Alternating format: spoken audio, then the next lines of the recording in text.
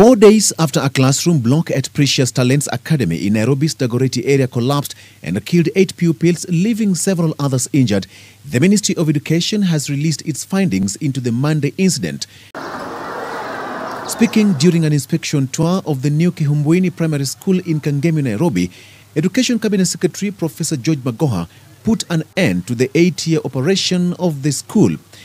These conditions do not warrant continued existence of the school and is thus recommended for revocation of the certificate and closure. In a damning report, Magoha said that the school was found culpable of flouting the terms of its license by admitting 3 times the number of pupils it had been licensed to enroll. The school that collapsed was registered for 340 pupils from ECD to Standard 8. On the day of the incident, the school had an enrollment of 900, which is almost 3 times the number. The report further revealed that the school had lacked proper physical amenities and did not comply to other quality standards like properly trained teaching staff and sanitation facilities, rendering it void. The over 800 learners who survived the Monday tragedy will now be transferred to 3 other nearby public schools to continue their education.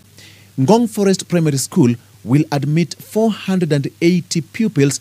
Jamhuri Primary School will take 180 pupils, while Riruta Satellite School will enroll 130 pupils.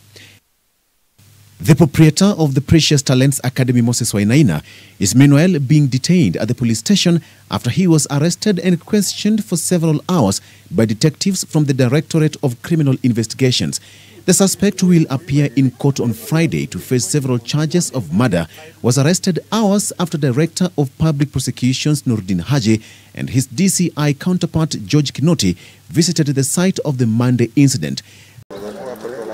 This as Magoha raised concern over the upsurge of schools sponsored by non-governmental organizations in the informal settlements, who he accuses of being behind the proliferation of substandard learning institutions.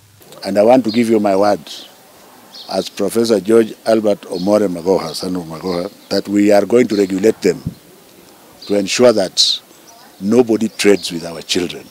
The declaration by the CS for Education, George Magoha, will no doubt bring a lot of pressure to school operators across the country, but he says that this is only meant to bring sanity and to ensure safety of school learners across the country. Victor Low, K24 at New Kihumbwini Primary School in Kangemi, Nairobi.